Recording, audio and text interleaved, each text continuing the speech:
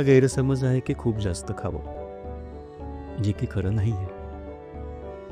पुरेसं खावं हे सत्य आहे, पण जास्त खावं म्हणजे जास्त चांगलं असं नाही.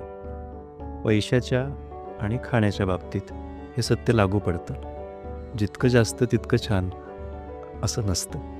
सुख हे पुरेसा पैसा आणि पुरेसा आहार याच्यातच अवलंबून आहे. गरोदरपणात तरी नक्कीच अतिशय जास्त महत्त्वाचं आहे. जनरली गरोदरपणामध्ये भूक लागूच नये, भूक लागली म्हणजे बाळाची उपासमार होतीये अशी धारणा जी आहे ती काही योग्य नव्हे.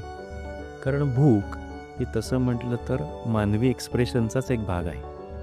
त्यामुळे अधेमध्ये भूक लागणं ही नॉर्मल गोष्ट आहे. ही नॉर्मल शरीराची नॉर्मल आरोग्याचं प्रतीक आहे. त्यामुळे भूक लागू द्यायला हरकत नाही.